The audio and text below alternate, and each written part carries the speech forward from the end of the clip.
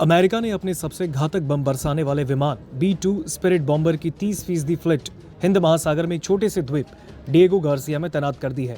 ये जगह ईरान से महज 5000 किलोमीटर दूर है। अब अमेरिकी राष्ट्रपति डोनाल्ड ट्रंप ने कहा है कि अगर ईरान के नेता समझौता नहीं करते तो ऐसी बमबारी होगी जो उन्होंने पहले कभी नहीं देखी होगी। जवाब में ईरान ने भी अपने अंडरग्राउंड मिसाइल्स का जखीरा लॉन्चर्स में लोड कर दिया। अब इस बीच ये सवाल सब कर रहे हैं कि क्या अमेरिका और ईरान में जंग छिड़ने वाली है।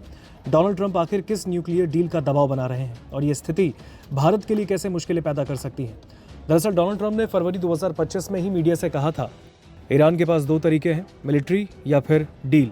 मैं समझौता करना पसंद करूंगा क्योंकि मैं ईरान को नुकसान नहीं पहुंचाना चाहता। इसके बाद 12 मार्च को ट्रंप ने यूएई के एक दूत के जरिए ईरान को चिट्ठी भेजी।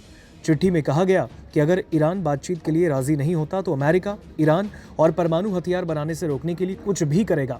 ईरान के विदेश मंत्री अब्बास अरागची ने जेद्दा में Organisation of Islamic Cooperation OIC की बैठक के बाद कहा, हम अमेरिका के साथ कोई बातचीत नहीं करेंगे। पिछले हफ्ते खबर आई कि ईरान ने ओमान के जरिए ट्रंप की चिट्ठी का जवाब देते हुए कहा कि अमेरिका जब तक अपनी प्रेशर पॉलिसी नहीं बदलता तब तक बातचीत असंभव है। अब रविवार 30 मार्च को इस पर ट्रंप का धमकी भरा बयान सामने आया। उन्होंने अमेरिकी न्यूज़ चैनल से कहा, हमारे ऑफिसर्स ईरानी ऑफिसर से बात कर रहे हैं। अगर ईरान अमेरिका के साथ न्यूक्लियर डील नहीं करता तो उस पर बमबारी की जाएगी और एक्स्ट्रा टैरिफ लगाए जाएंगे। 30 मार्च को ईरान के राष्ट्रपति मसूद पेजेश्कियान ने कहा है कि ईरान अपने न्यूक्लियर प्रोग्राम पर अमेरिका के साथ कोई सीधी बातचीत नहीं करेगा। हालांकि पेजेश्कियान ने यह भी कहा है कि ओमान के जरिए ईरान ने अमेरिका के साथ बातचीत का रास्ता खुला छोड़ा है। अब यहाँ सवाल यह है कि आखिर ये न्यूक्लियर डील है क्या, जिसके लिए अमेरिका और ईरान में सीधी जंग की नौबत आ गई। दरअसल ईरान लंबे वक्त से परमाणु हथियार बनाने की कोशिश कर रहा है।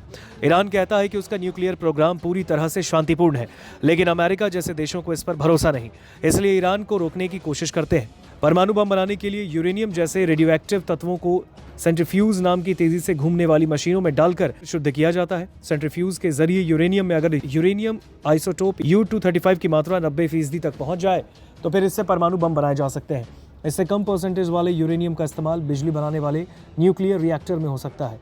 ईरान के पास यूरेनियम की प्योरिटी बढ़ाने वाले 2 न्यूक्लियर प्लांट थे, नतांज और फोर्डो। जुलाई 2015 तक इनमें लगभग 20,000 सेंट्रीफ्यूज मशीनें काम कर रही थी और इससे करीब 8 परमाणु बम बनाए जा सकते थे। लेकिन अमेरिका और संयुक्त राष्ट्र ने ईरान पर कड़े प्रतिबंध लगाए। इसके चलते ईरान को 2012 से 2015 तक तेल की बिक्री में $160 बिलियन का नुकसान हुआ। इसका हल निकालने के लिए साल 2015 में ईरान ने P5+1 ग्रुप यानी अमेरिका, ब्रिटेन, फ्रांस, चीन, रूस और जर्मनी के साथ अपने न्यूक्लियर प्रोग्राम को लेकर एक समझौता किया। इसे joint comprehensive plan of action यानी JCPOA कहा गया। इस समझौते से ईरान पर तेल बेचने और व्यापार के प्रतिबंध हटा लिए गए। उसे विदेशों में जब्त $100 बिलियन की रकम भी वापस मिली। बदले में ईरान को 4 समझौते करने पड़े। ईरान के राष्ट्रपति मसूद पेजेश्कियान ने पहले ही साफ कर दिया था कि तेहरान सीधे अमेरिका के साथ न्यूक्लियर डील पर बातचीत नहीं करेगा। ऐसे में यह तनाव और बढ़ सकता है। अगर हालात और बिगड़े तो मध्य पूर्व में एक बड़ा युद्ध हो सकता है, क्योंकि अमेरिका ने भी ब्रिटिश डिएगो गार्सिया में अपने B-2 बॉम्बर्स को तैनात कर रहा है। ऐसे में दोनों देशों के बीच नए टकराव की आशंका है। अब आता है सबसे बड़ा सवाल, ईरान और अमेरिका की जंग भारत के लिए सिरदर्द कैसे बन सकती है। तो अगर युद्ध होते हैं तो इसके लिए भारत पर असर पड़ेगा। पहला, भारतीय प्रवासियों पर असर पड़ेगा। दूसरा, व्यापार में रुकावट हो सकती है। तीसरा, तेल की आपूर्ति घटेगी। और चौथा, राजनीतिक दिक्कतें हो सकती हैं, क्योंकि भारत ने अमेरिका से करीब 1.6 लाख करोड़ रुपए के रक्षा समझौते किए हैं। ईरान से भी उसके अच्छे संबंध हैं। जंग की स्थिति में अमेरिका भारत से ईरान पर लागू व्यापारिक प्रतिबंध मानने का दबाव डाल सकता है। ऐसे में भारत के लिए ये कूटनीतिक संतुलन बनाना मुश्किल होगा। नमस्कार, मैं हूं मानक गुप्ता। अगर आपको हमारा ये वीडियो पसंद आया हो तो इसे लाइक और शेयर जरूर करें।